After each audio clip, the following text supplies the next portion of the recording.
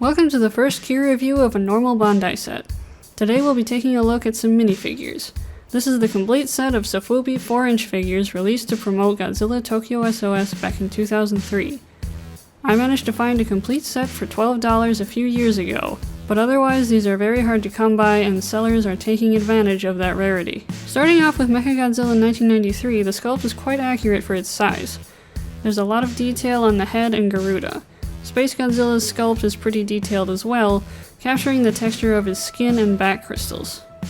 Destroya has a lot of detail for skin texture, spikes, wings, everything really. Impressive figure for its size. Mothra 2003 is essentially a smaller version of the movie monster series Mothra, but actually a little more detailed. Godzilla sports a dynamic pose with a lot of texture. KIR probably has the most intricate sculpt, as we can see the detail on the triple hypermaser, wiring, and various textures on the remaining metal parts. Paint is relatively reserved on all the figures. Mechagodzilla is mainly silver with some darker shading at the elbows and knees. Eyes are yellow and Garuda has white and black on the outside of the cockpit. Space Godzilla is mostly blue with red airbrushing for the abdomen and white for the claws. The airbrushing was a bit ham-handed, I'd say, but given the size and production cost, I don't think it would have been good to try for more accurate paint. He has gold on the front of the crest on his head. The crystals have silver airbrushing, but some crystals keep the blue base coat. Destroya's base color is a very dark maroon with some lighter shades in various places.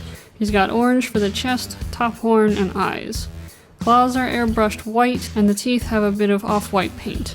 Mothra is painted quite well. The furry parts on the wings could have been more brown, but it is what it is. Unlike the larger version, the underside of her wings are fully painted to match the top side. And she's got nice blue eyes. Godzilla is charcoal gray with some red on his chest scar and airbrushed silver spines.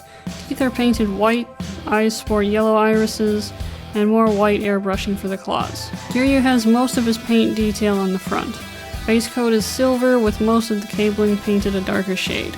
We have the same shade on the laser and shoulder cannons as well as the leg thrusters. He has a red stripe on his drill arm and below the eyes, and his eyes are yellow.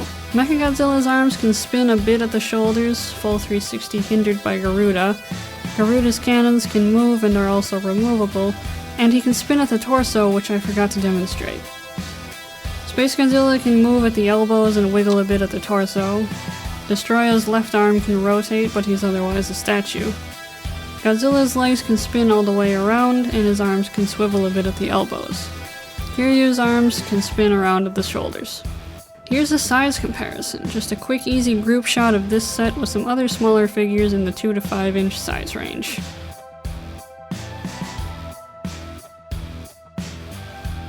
This is a pretty neat set of figures. They're about 17 years old and very much out of print, so they are quite difficult to come by. As I said, I managed to find the entire set for $12 on Mandarake a while back, but another set hasn't appeared. I recommend getting this set if you can find it for a maximum of $30. These were commonly sold individually, and most sellers today are selling either individually or in sets of 2. So take that into consideration if you're thinking of tracking these down.